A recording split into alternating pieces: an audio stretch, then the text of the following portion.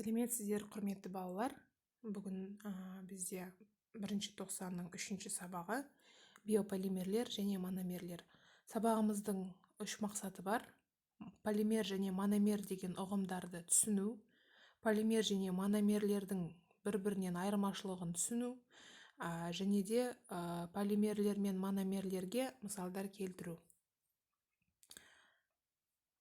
Енді бірінші мақсатымызға келетін болсақ, мономерлер дегеніміз қайталанып отыратын қарапайым заттар. Оларға глюкоза, фруктоза, рибоза секілді мысалдар келтіруге болады. Ал екінші органикалық затымыз ол бізде полимерлер деп аталады. Олар мына жоғарыда айтылып кеткен мономерлерден түзілген күрделі заттар. Яғни тірі табиғатта органикалық заттар мономерлерге және полимерлерге жіктеледі. Яғни полимерлер деп отырғанымыз ол бізде макромолекулалар. Мысалы полисахаридтер, нәруыздар, нуклеин қышқылдары және липидтер. Бұл негізгі 4 өкілі полимерлердің. Енді тағы да бір ережесін айтатын болсақ, полимер деп отырғанымыз көп сан қайталанып тұратын мономерлердің тізбегі. Ал мономер дегеніміз полимер молекуласының құрамындағы қайталанып тұратын ұсақ молекулалар. Яғни мына жоғарыда жаңағы ұсақ молекулалардың қосындысы ол мономер. Ал сол мономерлердің бір-бірінен қосындысы полимерлерді туындатады. Полимерлердің негізгі 4 түрі бар. Полисахаридтер, липидтер, нәруыздар және нуклеин қышқылдары. Енді схема түрінде көрсететін болсақ, мына полимер бұл бізде молекулалық массасы жоғары макромолекула. Яғни мономерлердің бірнеше тізбегінен құралады екен. Ал мономер ол қарапайым молекула. Яғни бір ғана молекуладан тұруы мүмкін. Глюкоза деп отырғанымыз бұл бізде мономер.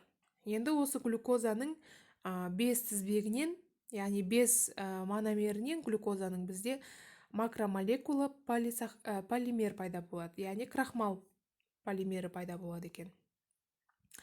Биополимерлер деген ұғым бар. Биополимерлер деп отырғанымыз био тірі ағза болғандықтан биополимерлер тірі ағзалардың құрамына кіретін макромолекулалар.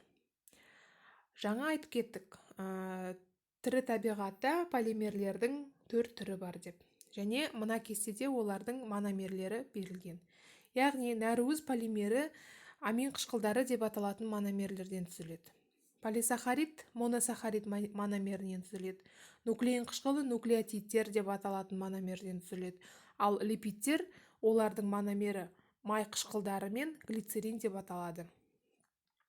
Енді әр полимерге жеке-жеке тоқталайық. Полисахаридтер, немесе қазақша атауы көмірсулар. Оның мономері глюкоза.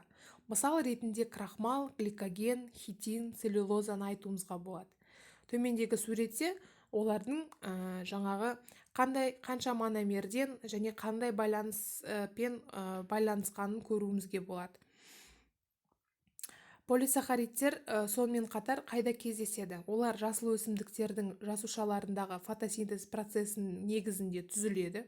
Сіздер білесіздер, яғни фотосинтездің нәтижесінде органикалық заттар түзілетін, көмірсулар түзілетін, глюкоза, фруктоза секілді мономерлерден құралады.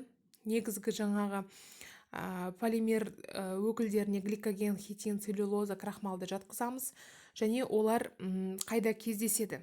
Бунақ денелердің сыртқы қаңқасын және де өсімдік жасушаларының қабырғасын түзеді.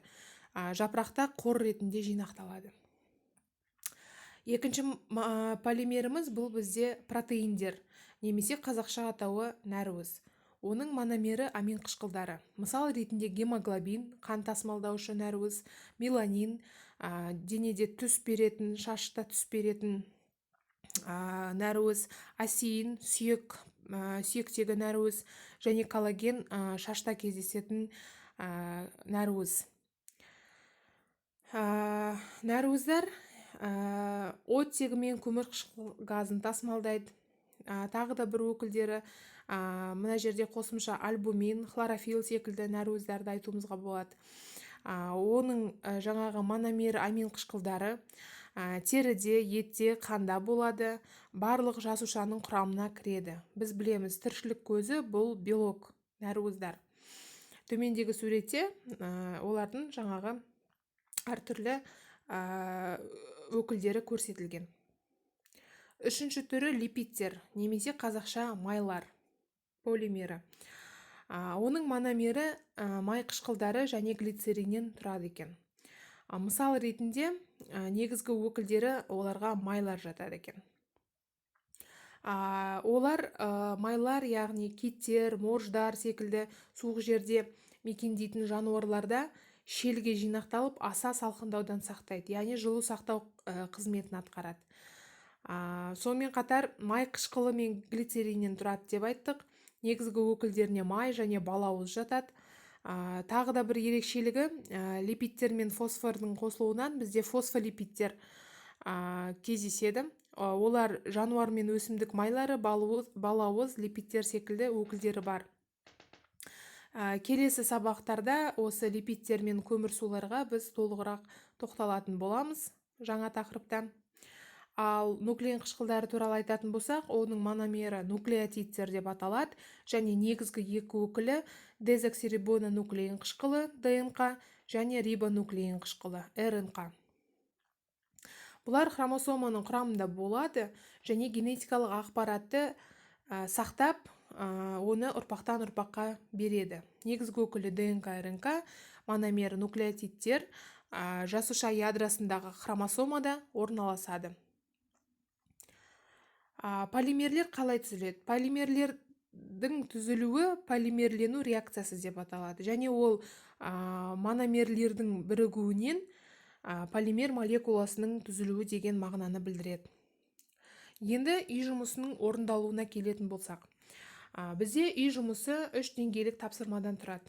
А деңгейінің тапсырмасы төменде берілген кестені сызып, осы ұғымдарды бір-бірімен сәйкестендіресіз. Және де жауабын мұғалімнің WhatsApp-ына түсіріп жібересіз. Яғни бұл бізде қашықтық сабақ болғандықтан жауап парақтарын мұғалімнің WhatsApp-ына аты жөніңізді жазып жібересіз. Яғни бұл жұмысты орындаудың бір мысалы, мысалға мономер кестенің оң жағында тұрған сипаттаманың қайсысына сәйкес келеді, солай сәйкестендіресіз.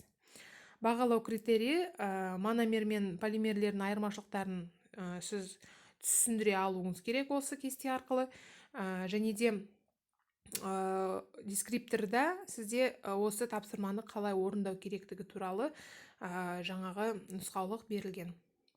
В деңгейінің тапсырмасы сіздің WhatsApp-тарыңызға Google Forms'тағы тест беріледі, және де соңында шыққан нәтижені скриншоттап WhatsApp-қа жібересіздер. С деңгейінің тапсырмасы бұл жерде төмендегі сұрақты мұқият оқисызда, өзіңіздің жауабыңызды 4-5 сөйлем арқылы дәптерге жазасыз, және де төмендегі бағалау критерийі мен дескрипторге сүйене отырып тапсырманы орындайсыз. Бұл қандай сұрақ?